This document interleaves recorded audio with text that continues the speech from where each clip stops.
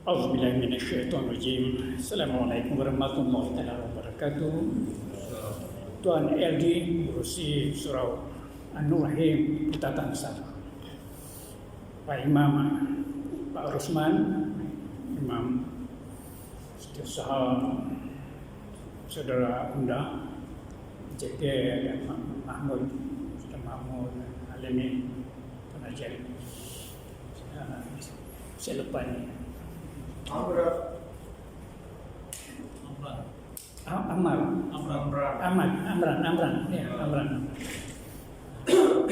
Tanajir di belakang, insyaallah, amin.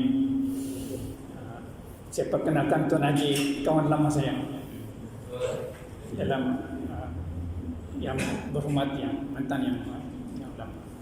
Sihat Tuan Haji? Alhamdulillah. Sebagai guru Tamir bagian Putatan, hari ini seperti biasa hari Sabtu saya melaksanakan tugas saya sebagai guru Tamir, dan tidak lupa saya mengucapkan salam peristiwa Isra Mi'raj malam ini bersama 27 Rajab. Sama kita mendoakan kepada Nabi Muhammad SAW, sahabat-sahabat dan keluarga kita, dan bila kita terus memperingati peristiwa Isra Mi'raj dan untuk menambahkan lagi, meningkatkan keimanan kita kepada agama Islam. Amin ya rabbil alamin. Sebelum saya teruskan ceramah saya malam ini, saya mohon izin untuk membacakan doa ringkas. Bismillahirrahmanirrahim. Alhamdulillahirabbil alamin. Wassalatu wassalamu ala asyrafil anbiya'i wal mursalin sayyidina Muhammadin wa ala alihi washabbihi ajma'in. Innal hamdalillah nahmaduhu wa nastaghfiruhu wa nastaghfiruhu wa na'udzu billahi min shururi anfusina wa min sayyiati a'malina wa may yahdihillahu fala mudilla lahu wa may yudlilhu fala hadiya lahu. Asyhadu an la ilaha illallah wa asyhadu anna Muhammadar Rasulullah. Rabbi shrah li sadri wa yassir li amri wahlul 'uqdatam min lisani yafqahu qawli. Rabbi yassir min khair. Mulakan ikan mukadimah dengan surah Al-Maryam ayat 3 hingga 5. A'udzubillahi minasyaitonirrajim. Idh nada rabbahu nidaan khafiyya qala rabbi inni wahana al-'azmu minni washta'ala ar-ra'su shayban wa lam akun bidu'a'i rabbi shaqiyya wa inni 'idtul mawani'a min wara'i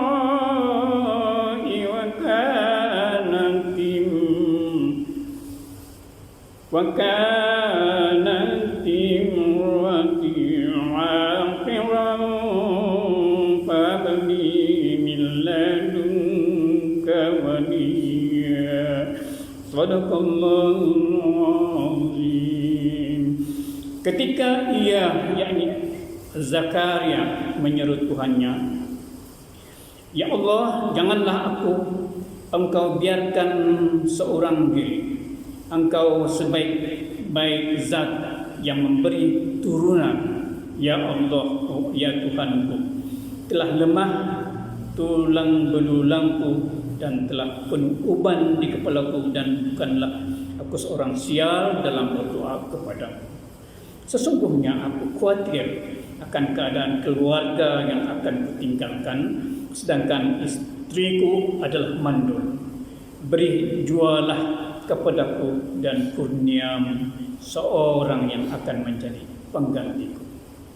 Surah Maryam ayat 3 dan 5. Tuan-tuan, demikianlah tajuk sirah kita pada malam ini, ialah mengenai Nabi Zakaria dan Nabi Yahya, yakni anaknya alaihi salam. Jadi kita sudah di penghujung sirah Nabi, ramai 25 Nabi yang sebagai orang Islam perlu imani. ada dua lagi lepas ini, yaitu Nabi Isa alaihissalam dan Muhammad sallallahu alaihi wasallam. Tuan-tuan, seperti biasa kita berkongsikan kisah sirah ini, dan kemudian kita sama-sama berkongsikan juga perasaan kita punya pendapat kita dari segi pengajaran, iktibar dan tauladan daripada kisah Nabi Zakaria dan Nabi Yahya alaihissalam. Jadi saya bacakan tajuk kecil ya.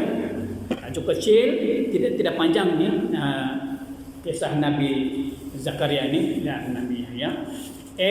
Nabi Zakaria memelihara Maryam. Jadi kita nanti tahu siapa dia Maryam. Yang kedua, tajuk kecil, Nabi Zakaria dikurniakan anak lelaki bernama Yahya. Itu dia anak Nabi Yahya kan, yang dua. Yang ketiga, fatwa Nabi Yahya. Dan keempat dan yang terakhir, ini saja, Nabi Zakaria dan Nabi Yahya dibunuh subhanallah. Jadi kita barulah Allah memperlihatkan kita sebanyak-banyak dalam 27 Rasul dan Nabi, tuan-tuan. Kali ini Allah memperlihatkan kita bahwa Nabi dan Rasul dibunuh di dalam sirah Nabi, tuan-tuan. Inilah satu-satunya. Pasal Nabi Isa dan Nabi Muhammad SAW. Nabi Isa lah selepas ini dan pembunuh ini dua Nabi ini, Zakaria dan Yahya. Jadi kita akan nanti kita akan fungsikan kita punya pendapatnya yang kisah ini. Jadi saya mulakan tidak yang seberapa yang saya boleh ingat, tuan-tuan ya. Tadi Nabi Zakaria memelihara Maryam. Ringkasnya tuan-tuan. Jadi ceritanya begini, kisahnya begini ya. Tuan Haji kalau dah dengar tuan Haji sudah tahu nih. Jadi yang Cik Alimin pun sudah pakar nih. Tambahan saja. Saya ni pun baru belajar nih. Unda pun hebat juga. Jadi pembimbingan bertugaskan. Jadi Nabi Zakaria ini memelihara Maryam. Jadi dia tajuk ini di hujung sekalian tajuk ini. Yang sebenarnya Nabi Zakaria kita perlu tahu siapa dia Nabi Zakaria. Dia keturunan lima keturunan daripada Nabi Sulaiman ya. Jadi bagaimana Bani Israel juga lah Nabi Zakaria ini, Nabi Yahya ini, subhanallah, masih lagi Bani Israel ya, Nabi-Nabi. Dan tempatnya di plastik juga lah, Baitul Maqdis di sana. Dan Yahya di Jerusalem, tapi di plastik juga. Ya, jadi begini kisahnya. Jadi Zakaria ini, Nabi Zakaria ini dia yang keturunan yang kelima daripada Nabi Sulaiman kan. Jadi dia diutuskan oleh Allah Subhanahu Wa Taala ini ialah untuk menyambunglah syariat Nabi Sulaiman ini, dan dia membawa kepada menyambung ini syariat Taurat. Jadi pada masa itu Taurat jadi tidak tersebut pula Taurat dan Zabur dan Nabi Daud punya, tapi Taurat Nabi Musa alaihissalam itu. Sebab Nabi Daud ini dia syariat dia tidak, dia menggunakan ini Taurat ya. Dia semua dengan nasihat. Zabur ini mengandungi nasihat dan syair-syair, kisah-kisah Nabi sebelum dan akan datang itu di dalam. Jadi syariat hukum itu dia menggunakan syariat Taurat Nabi Musa. Jadi begitulah Allah beri tanggungjawab pada Nabi Zakaria ini supaya mengajar kaumnya, terutama pada masa zamannya lah. Jadi dia ada masjid juga, tempat dikatakan mihrab. Dulu pakai mihrab, ini cantul lagi. Ya, ruang ini ada mihrab. Dalam mihrab dia dapat belajar mengajar. Jadi sudah dia istrinya bernama Isya. Isya. Isya. Ini buku Al-Haramain ini macam akademik kan, ada yang yang cerita yang berliku-liku ya, mungkin di buku lain. Sebab ini digunakan untuk belajar.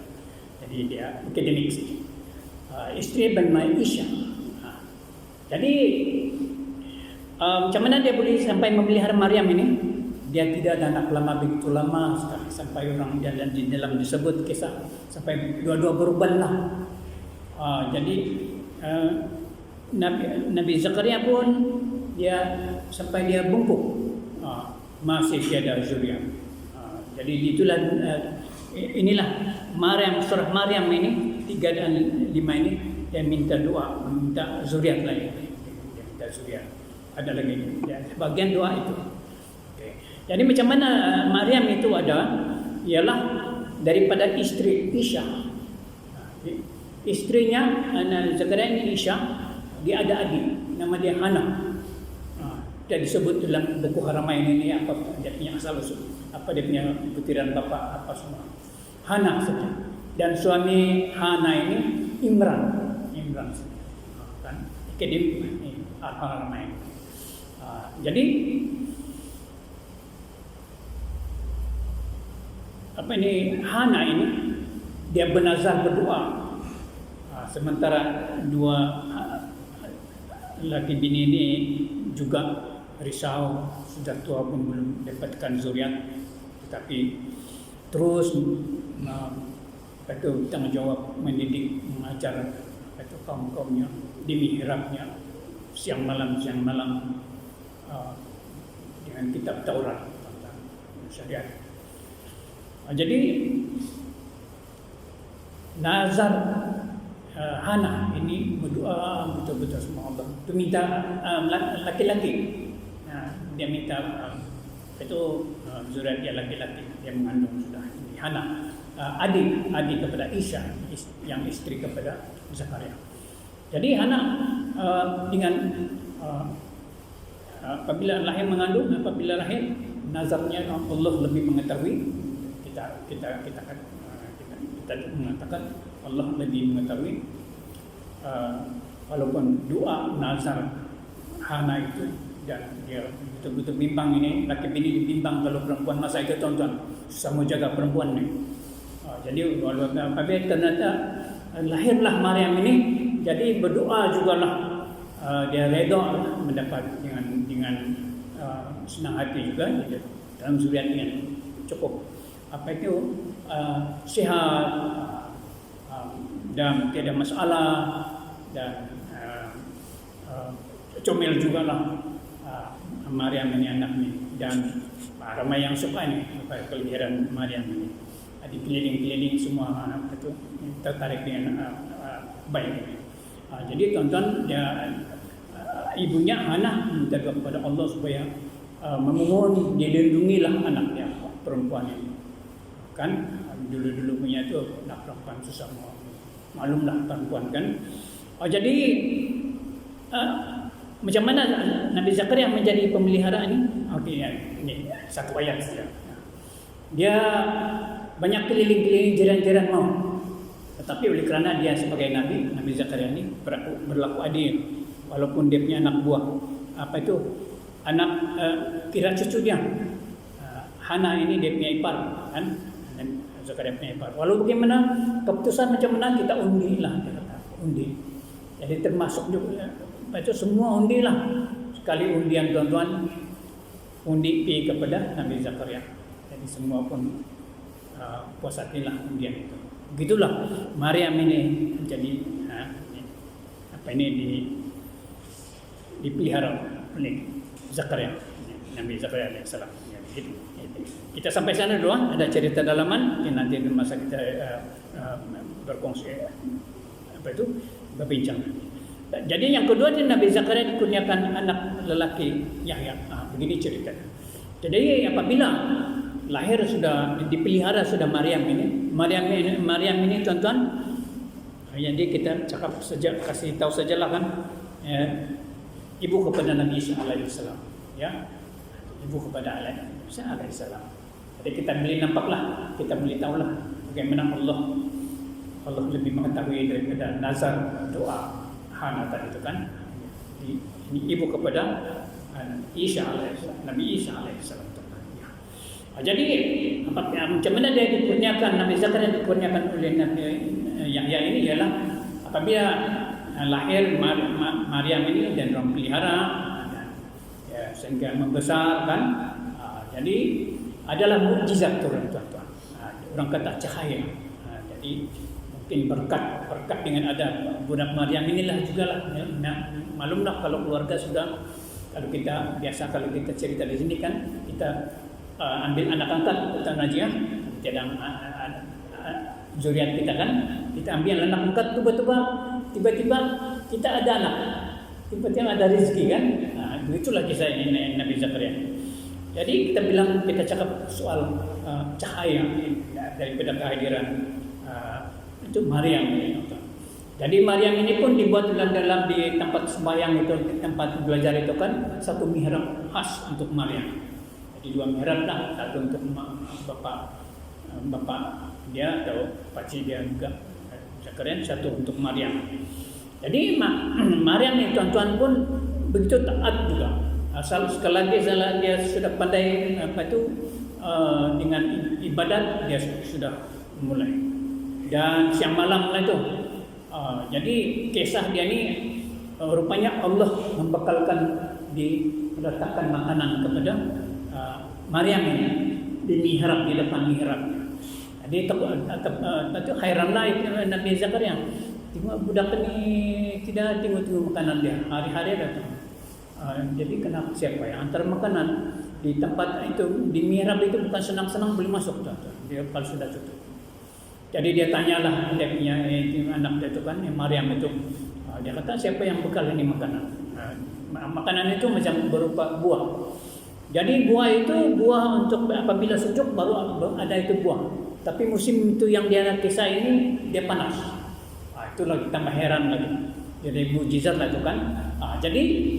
Jadi itulah Maryam bagi tahu sama dia punya bapa tu Nabi Zakaria ini, dia kata dia bagi tahulah apabila dia bercakap tanya cakap jawabkan las-las ini Maryam bagi tahu bukankah Allah itu memberi rezeki, kan? Jadi memang Allah lah yang dia bagi saya tidak minta pun Allah bagi setiap masa. Itulah itu makanan tuan. Jadi barulah dengan keheranan dengan mukjizat tadi kan, jadi bertambahlah semangat orang ni tuan-tuan. Dia bertambah semangat laki bini yang mau juga anak walaupun sudah masa itu 90 tahun sudah. Jadi itulah ada cahaya lah menentukan. Biasanya orang kalau sudah mau tua ini tidak terfikir lagi anaknya. Tapi dengan itu daripada peristiwa itu tadi mukjizat tadi itu makanan itu yang baru sedar yang Allah Subhanahu Wa Taala ini maha besar kan. Baru tambah lagi orang meminta Allah dan memohon lagi sama Allah Subhanahu Wa Taala, termasuk yang Maryam surah Maryam tadi. Jadi kisah itu sebelum Allah menjawab doa, belum menjawab doa Zakaria, malaikat pada masa itu sama-sama dalam mihrab rupanya. Wah, insya-Allah mudah-mudahan di sini kita ada malaikat. Amin kan? Ada malaikat. Dia jawab Nabi Zakaria. Dia kata, "Wahai Zakaria, saya ingin memberitahu." Dia kata, malaikat kata bahwa tidak lama lagi kamu ada zuriat. Wah, terperanjat Nabi Zakaria. Macam mana pula saya sudah bungkuk, saya sudah dilarang. Saya punya bini pun macam tu. Macam mana boleh mengandung? Dia kata, jadi malaikat punya ayat yang kata begini. Bukankah kamu dihidupkan oleh Allah? Kamu tiada sebelum ini. Sebelum kamu pun orang tiada. Di Allah juga hidup. Bila kamu dihidupkan oleh Allah dan kamu diberi anaklah juga. Jadi Nabi Zakaria masih lagi untuk tanda-tanda yang betul-betul yang jelas betul tanda-tanda yang dia akan ada anak itu. Akhirnya Allah menjawab dari doa Nabi Zakaria. Dia kata Allah ini dia betul-betul berdialog, tuan-tuan. Kalau Nabi ini dia boleh dengar suara. Wallahu alam dia gunakan bahasa masa itu. Tapi tidak nampak, zatnya tidak nampak ya. Suara boleh dengar. Dia kata, tandanya kamu ada anak 3 malam kamu tidak boleh bercakap. Kamu pakai isyarat saja. Lepas Allah punya dialog bercakap macam tu kan sama Zakaria, betul-betul tanda itu dia tidak boleh bercakap. Wah, baru dia yakin yang dia anak. Jadi dia pulanglah selalu bila dia tetap petangkan akhir belajar itu dia ambil bini dia di rumah ya, untuk dia jaga kan. Jadi akhirnya tidak lama lahirlah anak bernama Yahya. Jadi anak Yahya ini ada artinya Yahya ini. Apa itu? Yang dia punya arti di dalam Arab itu ada artinya. Anak yang soleh juga. Ada satu lagi. Bukan itu ya. Jadi berdua sudah kita dapat adalah anak dari Yahya, lahirlah Yahya. Jadi nomor 3, okey. Fatwa Nabi Yahya. Jadi sudah 90 tahun sudah kan, 100 tahun sudah baru ada anak kan. Jadi Nabi Yahya ini menurun kepada pelajaran Taurat itu. Jadi tidak tersedar-sedar dari remaja. Jadi orang-orang kampung apa itu di kota di sana orang kata macam itu kan sudah lebih minta ajar dengan anak Zakaria. Diambil untuk mengajarkan. Jadi Nabi Yahya pun dia hafal semua itu. Hukum-hukum orang bilang A to Z sampai dari kulit sampai isi dia habis itu syariat Taurat dia habis. Jadi sudah setakat itu kan dia tidak tanggung jawab itu pada masa itu untuk rakyat itu sudah terletak pada Nabi Yahya. Jadi Nabi Zakaria sudah kita katakan Yahya. Jadi fatwa Nabi Yahya ini tuan-tuan mengenai ini raja ini. Raja masa itu Kaisar Alimintau ini raja Herodes nama raja itu. Yang bakal menjadi raja Palestina. Jadi fatwa ini apabila sudah bertekir tahun sudah Nabi Yahya ini menjadi satu orang yang berkuasa, bukan berkuasa, memutuskan macam mufti lah. Kalau dia kata ini hukum mesti umat itu ikut macam itu. Jadi tak kena ini raja tuan-tuan yang anak raja bengis ni. Herodes Agung dia punya bapa tuan-tuan beratus nabi sudah dia kasih mati. Dia bunuh. Ini tambah mengikut buku Haramain ni, anak dia ni lagi ganas daripada bapa dia. Jadi ada 2 ini Nabi Yahya ini menghadap. Dia karang tajam di leher dia atau dia menegakkan hukum Taurat dari Musa AS. Jadi begitu ya. Apabila kisah ini rupanya ada satu perempuan nih, anak buah, anak saudara Nabi Yahya ini kan, perempuan. Dengar berita tuan-tuan sudah runding sudah keluarga dengan keluarga Raja Herodes ini mau kawin. Ini perempuan pun mirip-mirip nama Herodia nama itu perempuan. Herodes raja, Herodia ini perempuan. Jadi kira ada 3 pendapat di sana dalam periwayat ini ada 3 periwayat mengenai kisah Nabi Zakaria ini dengan Yahya ini. Herodes itu Herodia itu perempuan itu adalah anak Herodes. Satu lagi pendapat Herodia itu anak tiri Herodes. Anak laba bini lahnya. Satu lagi Herodia itu anak saudara raja itu Herodes itu. Jadi anak tiri anak saudara dalam hukum Taurat pun dengan termasuk dengan hukum Islam kan tidak boleh kawin. Itulah uh, fatwa Nabi Yahya.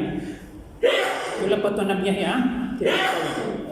Jadi raja itu tonton marahlah. Jadi kita keseringkas cerita, dia tangkap masuk penjara, dia bunuh Nabi Yahya. Jadi bila bapa dia Nabi Zakaria tahu anak dia sudah kena bunuh, dia pun larilah di lain kampung. Tetapi kena diketahui juga raja, dan raja punya askar sudah mengepung dia di satu, dia bersembunyi dan mengikut kisah. Kita ringkaskan cerita, dia berlindung di bawah satu pokok besar, dan pokok itu belah dua, menjemput dia masuk ke dalam. Tetapi ini perbuatan iblis. Dia beritahu itu yang mengepung itu bahwa Zakaria ini bersembunyi di dalam kayu. Dan putang-putang meninggal. Nah, jadi selepas itu, apabila meninggal ini, apa yang berlaku di negeri itu? Mulai dari kisah itu dan sehingga sebelum dan selepas Nabi Isa alaihissalam dilahirkan, bencana serangan musuh bertubi-tubi. Itu bencananya, serangan musuh bertubi-tubi. Termasuklah Rom, termasuklah ini Babylon, yang ganas-ganasnya tuh. Jadi tidak juga selamat ini raja lah. Kurang pasti dia dapat kawin lagi ke tidak, tapi tidak selamat juga. Bencana dia serangan musuh yang bertubi-tubi dan ganas sekali. Ya, memang termasuk mati juga lah. Jadi serangan musuh itu, tuan-tuan, dia banyak kali sehingga Nabi Isa dilahirkan dan selepas dilahirkan. Itu dia punya bencana. Jadi serba akademik, secara akademik selesailah penceritaan. Harap belum ada simbas-simbas pun kan. Jadi satu yang saya minta pendapat tuan-tuan, kalaulah tidak mati dibunuh kedua ini, mungkin cerita berlain lagi, cerita satu kisah dari Nabi. Jadi Alimin apa saja. Kalau tak itu saja dulu lah. Kalaulah tidak dibunuh, Allah izinkan banyak dibunuh kan, Allah izinkan. Tapi di sebaliknya bencana itu ialah dibunuh, tetapi diperang dengan peperangan dengan ganas, jadi tidak juga selamat itu raja. Tetapi yang kisah Nabi Isa alaihissalam lagi, jadi macam mana saudara Alimin punya pendapat? Saya bilang baca dibunuh kan, kenapa Allah tidak tolong? Itu Allah yang menentukan. Sebenarnya ada bilang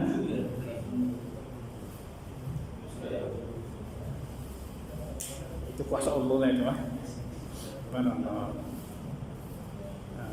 Saya pikir Allah memperlihatkan kita. Sebab dalam 25 Nabi inilah satunya kes yang Nabi anak beranak dibunuh. Sama juga dengan kekayaan melimpah ruah itu, Allah perlihatkan kepada Nabi Daud dan Nabi Sulaiman alaihissalam kan, selalu kaya. Jadi kalau Imam Rusman, mana yang senang dipikir? Ini nazar Hana itu mau perempuan tahu-tahu mau laki-laki tahu-tahu perempuan, Maryam yang melahirkan. Hana itu yang melahirkan Maryam. Ya. Hana dia sampai bernazar doa mau anak lelaki. Lahir Maryam, ibu Nabi Isa alaihissalam. Subhanallah. Ya. Yang menarik juga. Itu termasuk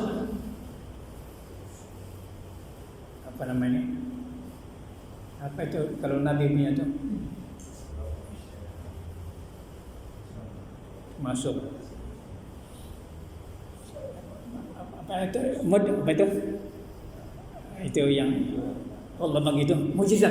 Masuk mujizat satu kan. Tuh nanti dengar tak cerita.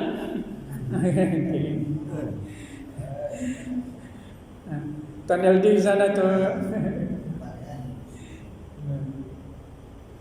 Mod oke ke mod. Ini menyentuh hati kan ini peristiwa Zakaria ini, terutama dibunuh kan. Siapa yang berpendapat?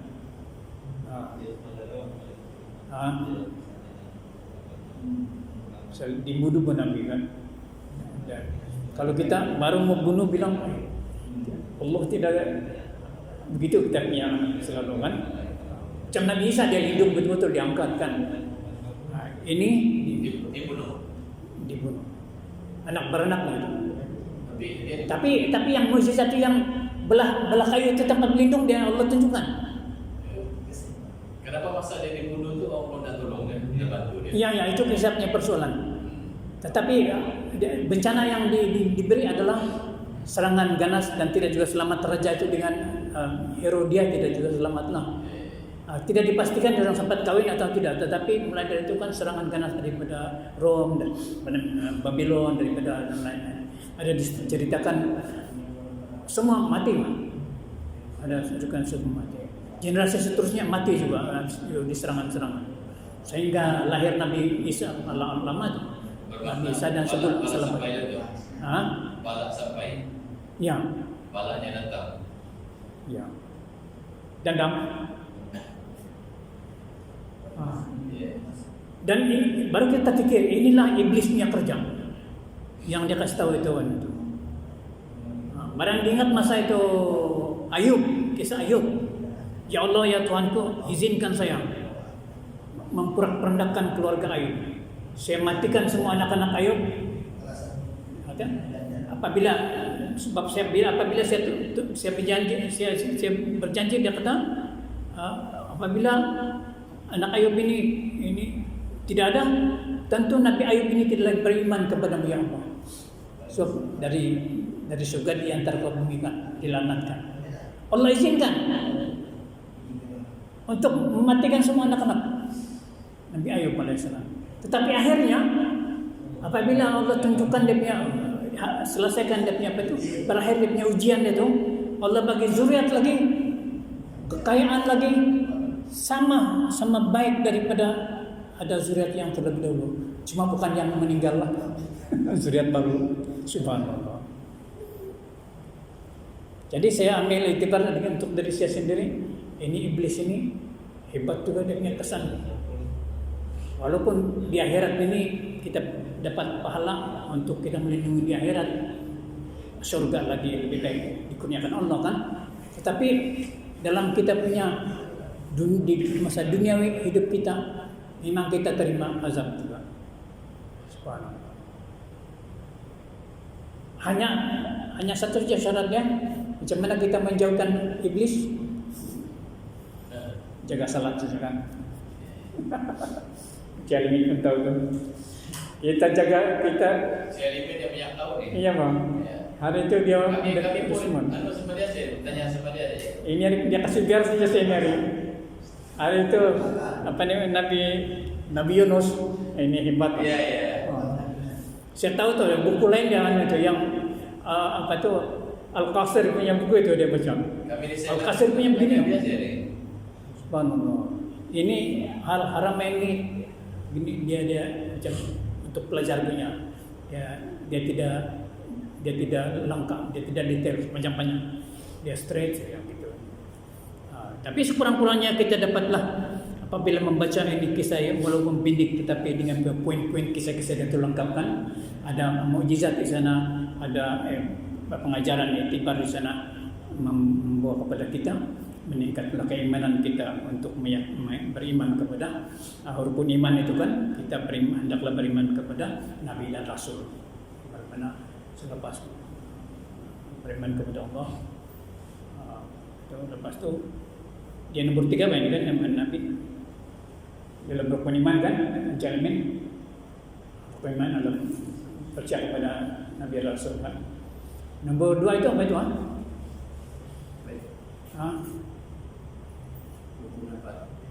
Rukun iman. Percaya kepada Allah. Berdua. Rasul dan malaikat Nabi ini nombor 3 ada satu lagi. Kitab. Percaya kepada kitab. Kitab dulu baru ini Nabi dan Rasul. Jadi saya buat kesimpulan Allah segala-galanya Allah lebih sangat berkuasa dengan iradah, sifat zat iradahnya dan inayahnya itu berkendak dan menghendaki, berkuasa dan menghendaki itu. Kita tidak dapat jangkau Allah punya atau Allah punya zat dalam umat kita. Jadi kalau kita dapat menyempurnakan ibadat-ibadat yang diajar oleh Allah Subhanahu Wa Taala, jadi kita terus istiqomah saja. Jadi dapatlah kita menjamin diri kita yang kita ini sudah beriman. Maksudnya macam itulah itibarnya. Dan apabila kita melihat kawan-kawan kita kurang sedikit, kita tidak dapatlah memanggil dia sebagai tidak beriman kepada Allah Subhanahu Wa Taala. Sebab kisah seorang wanita itu yang seorang pelacur itu, dia punya tingkah laku dia itu selalu pelacurkan. Apabila dia memberi minuman kepada kucing atau anjing yang kelaparan yang hampir mati, tuan-tuan, dengan satu mangkuk air saja menghidupkan makhluk Allah Subhanahu Wa Taala. Nabi Muhammad sallallahu alaihi wasallam kata perempuan itu adalah ahli syurga. Subhanallah. Jadi kita istiqomah saja. Yang kita boleh sampai itu tanda-tanda beriman. Amin. Itulah itu. Amin. Itu saja. Jadi kalau begitu saya sudah agak semangat. Itulah itibar daripada sini. Jadi kita akhirilah ini dengan sedikit doa. A'udzubillahi minasyaitonir rajim. Bismillahirrahmanirrahim. Alhamdulillahirabbil alamin wassalatu wassalamu ala asyrofil anbiya'i wal mursalin. Faqur rabbi zidni ilman warzuqni fahman. Allahumma rabbi habli minas solihin. Subhana rabbika rabbil izzati amma yasifun. Wassalamu alhamdulillahi rabbil alamin. Wabillahi taufiq wal hidayah. Wassalamualaikum warahmatullahi wabarakatuh. Terima kasih Tuan Haji, Pak Imam, Tuan Alimin, Mahmud.